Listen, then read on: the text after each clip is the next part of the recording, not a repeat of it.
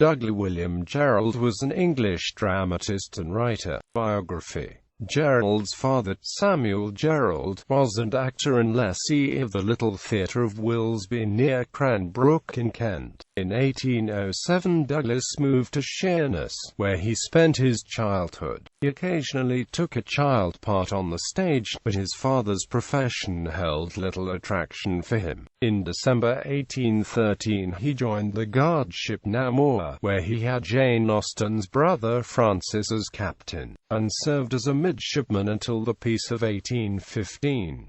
He saw nothing of the war save a number of wounded soldiers from Waterloo, but he retained an affection for the sea. The Peace of 1815 ruined Jerrold's father. On the 1st of January 1816 he took his family to London, where Douglas began work as a printer's apprentice, and in 1819 he became a compositor in the printing office of the Sunday Monitor. Several short papers and copies of verses by him had already appeared in the 6p magazines, and a criticism of the opera Der Freischütz was admired by the editor, who requested further contributions. Thus Jerrold became a professional journalist.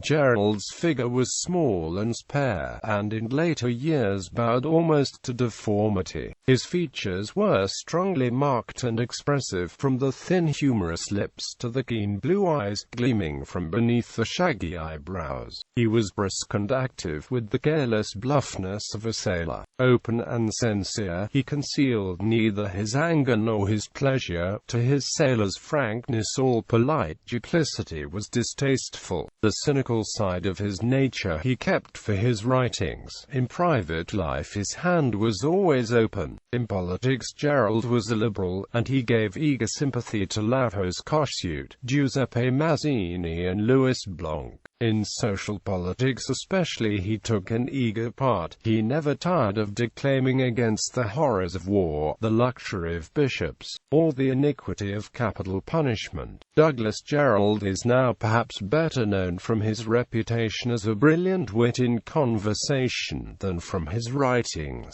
As a dramatist he was very popular, though his plays have not kept the stage. He dealt with rather humbler forms of social world than had commonly been represented on the boards. He was one of the first and certainly one of the most successful of the men who, in defense of the native English drama, endeavored to stem the tide of translation from the French, which threatened early in the 19th century to drown original native talent. His skill in construction and his mastery of epigram and brilliant dialogue are well exemplified in his comedy, Time Works Wonders. The tales and sketches which formed the bulk of Jerrold's collected works vary much in skill and interest, but, although there are evident traces of their having been composed from week to week, they are always marked by keen satirical observation and pungent wit.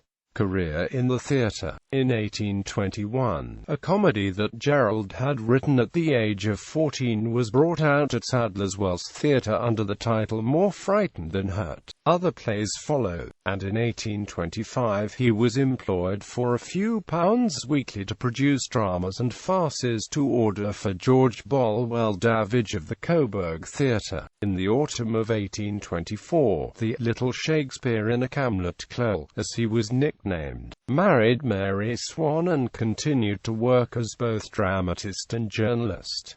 For a short while he was part proprietor of a small Sunday newspaper. In 1829, through a quarrel with the exacting Davidge, Jerrold left for Coburg. In 1829, a three-act melodrama about corrupt personnel and press gangs of the Navy launched his fame. Black-Eyed Susan, or All in the Downs, was brought out by manager Robert William Elliston at the Surrey Theatre. Britain at the time was recovering from the fallout of the Napoleonic Wars, and was in the midst of a class war involving the Corn Laws, and a reform movement, which resulted in the Reform Act of 1832 aimed at reducing corruption. Black-Eyed Susan consisted consisted of various extreme stereotypes representing the forces of good, evil, the innocent and the corrupt, the poor and the rich, woven into a serious plot with comic subplots to keep the audience entertained.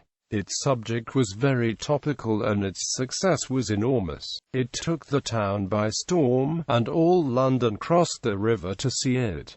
Elliston made a fortune from the piece. T.P. Cook, who played William, made his reputation. Jerrold received about £60 and was engaged as dramatic author at £5 a week, but his reputation as a dramatist was established. It was proposed in 1830 that he should adapt something from the French language for Drury Lane. He declined, preferring to produce original work.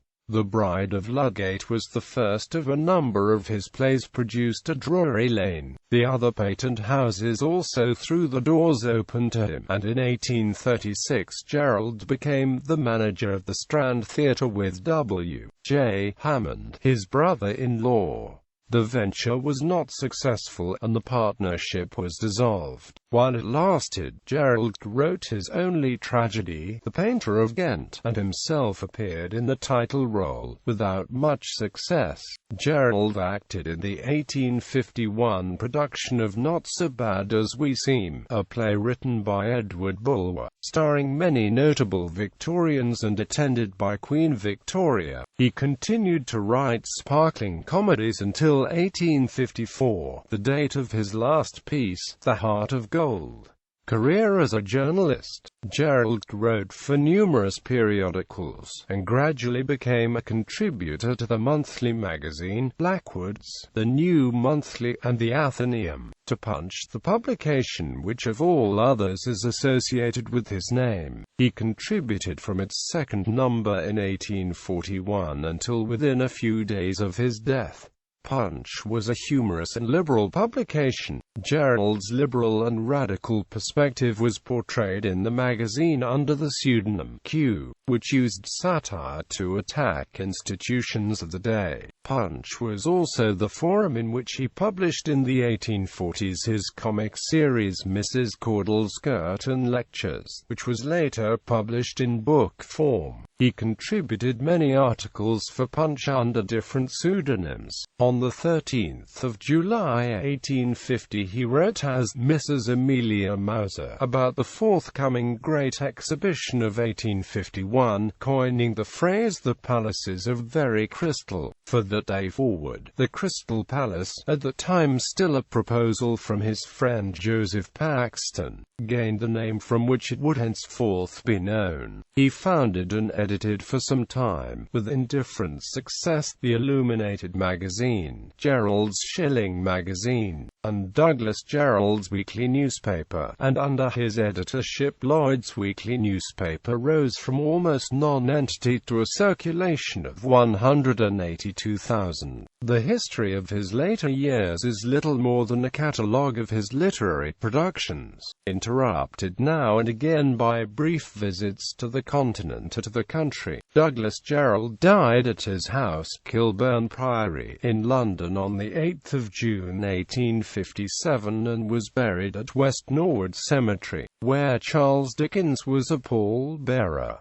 Dickens gave a public reading and performances of the drama The Frozen Deep to raise money for his widow. Works. Among the best known of his numerous works are Black-Eyed Susan play, melodrama; The Rent Day play, melodrama; Men of Character, including Job Pippin, The Man Who Couldn't Help It, and other sketches of the same kind; Cakes and Ale, a collection of short papers and whimsical stories; The Story of a Feather novel; The Chronicles of Clovernook novel; A Man Made of Money novel; St. Giles and St. James novel; various series of papers reprinted from Punch's letters to his son, Punch's complete letter writer; the famous Mrs. Caudle's Curtain Lectures.